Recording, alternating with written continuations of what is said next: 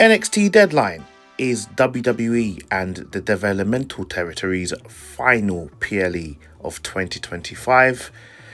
I've been a very busy guy this week, so I've resorted to going back to the iPad and doing the little video that I did, similar to the one I did for Satellite's main event.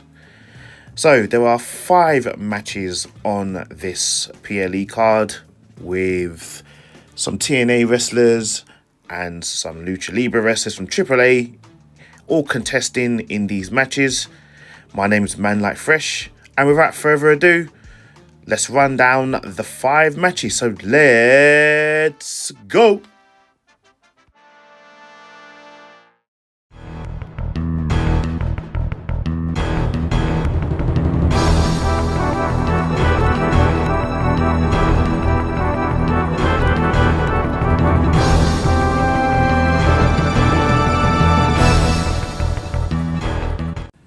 If any of you would like to be updated on any future videos I'm about to release, or just to follow me in general, you can follow me on X at www.x.com/manlykefresh.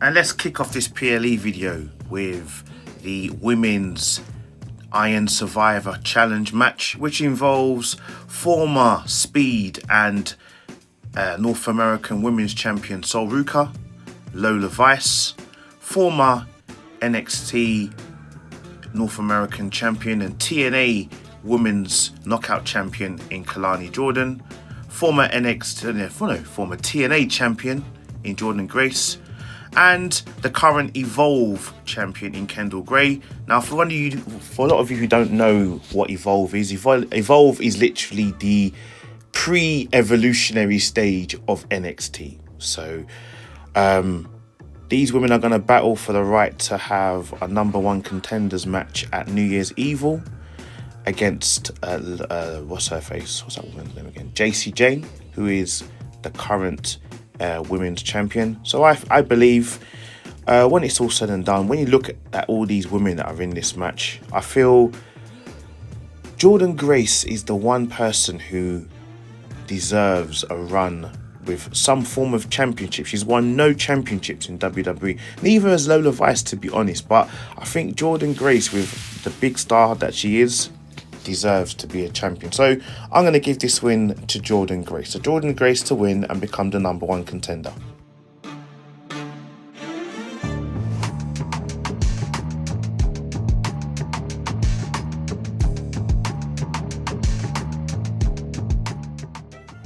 So the NXT North American, or the Canadian Championship in this case, will be on the line, where current NXT North American Canadian Champion and AAA World Mixed Tag Team Champion in Ethan Page will be taking on AAA's Mr. Iguana, who was the former AAA World Mixed Tag Champion, and he wants to gain the championship from Ethan Page. Now, they've been back and forth. Chelsea Green is Ethan Page's partner, Chelsea Green from SmackDown.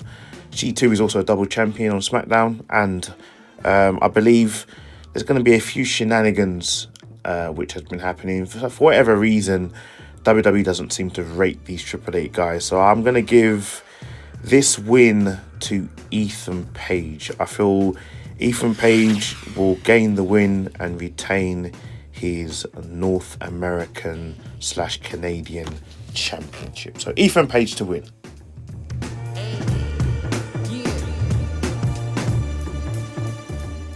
Former stablemates and former friends in Tatum Paxley and Izzy Dane now are going to fight on the grandest stage of December on NXT in a singles match, but I believe it's going to be very personal. Now, if you recall, anyone that has been following NXT, because I haven't done an NXT prediction video in a while, Tatum Paxley beat JC Jane for the NXT Women's Championship a few months ago. I think her reign lasted just under a month. And we all knew from the get-go that Izzy Dane was not happy, especially the culling in general. They were not happy that Tatum Paxley won the Women's Championship, and I believe due to the backstabbing nature that they caused and the pain and the anguish they've caused Tatum Paxley, I believe it's only fair that Tatum Paxley gets the win over Izzy Dane. Will this rivalry come to an end at this PLE? Probably not, but Tatum Paxley to win this match.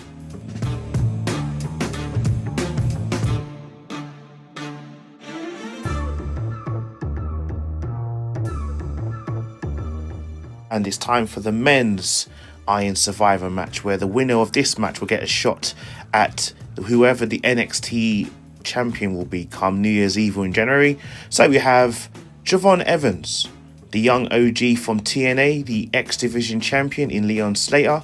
We have Say His Name and He Appears, I Believe in Joe Hendry, clap clap, from TNA as well. We have Dark State's Dion Lennox, and we also have Miles Bourne. Each one of these guys were handpicked by John Cena, with the exception of Miles Bourne, who had to beat Trick Williams to get in here. But all of these guys were picked by John Cena. So this match is quite surreal, because in one corner you have someone who I don't know is in this. Like, for instance, I don't know why Dion Lennox is in this match. Don't get me wrong, Dion Lennox is a great competitor, but because he's been running alongside Dark State, I feel that putting him in a match where he's singly going to run on his own for an NXT Championship when he hasn't really been a contender for the NXT Championship before is a bit wild. And then you also have Leon Slater, who really should be defending his X Division Championship. He shouldn't be in WWE going for that. And then you have Joe Hendry, who I believe is going to get called up to WWE at some point, and I feel like by him getting called up, he will eventually become a champion in WWE, whether it's NXT or the main roster. And then Miles Bourne, who did have a shot at then champion Obafemi and gave Obafemi a good decent fight. So let's just deep this now. Who is WWE really high on? I have to give this to Joe Hendry. So my money is going to be on Joe Hendry. Joe Hendry to win and take on either Ricky Saints or Obafemi at the next PLE. So Joe Hendry to win.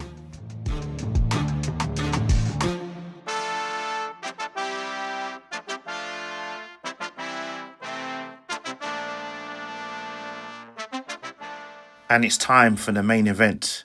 So former AEW star known as Ricky Starks, now known as Ricky Saints, who is the current NXT champion, takes on the ruler, the destroyer, the former NXT champion in Obafemi. So I have a bit of mixed feelings about this match. One, because I do like both of these guys, but however, I feel Obafemi's time on NXT has overly come to an end. Obafemi has done it all in NXT other than win the tag team championships, but Brock Lesnar never won a tag team championship.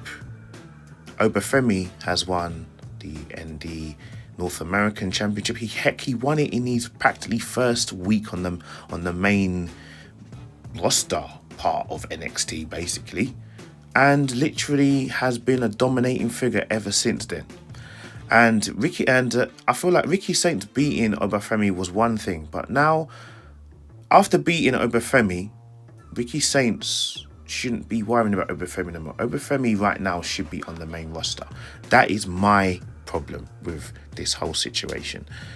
And I hate to say it, as much as I like Obafemi, I feel like Obafemi should be beating up people like Seth Rollins, John Cena. He should be beating up Randy Orton. He should be beating up all those big boys on Raw, LA Knight, all those big boys on SmackDown. He should be beating all those guys up. So as far as I'm concerned, I'm going to give this win reluctantly to Ricky Saints, and hopefully after this, the passing of the torch will officially become a fact, a reality. Ricky Saints to stay on NXT as a champion, and Obafemi to finally get called up to the main roster where he belongs.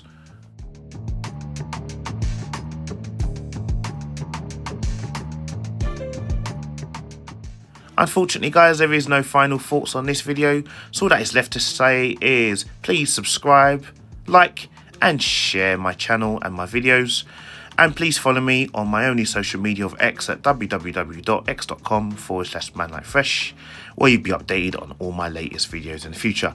My last video will be next Saturday, which will be Saturday night's main event, John Cena's final event as before he retires. So it's going to be emotional, guys. See you next week. Take care. Bye.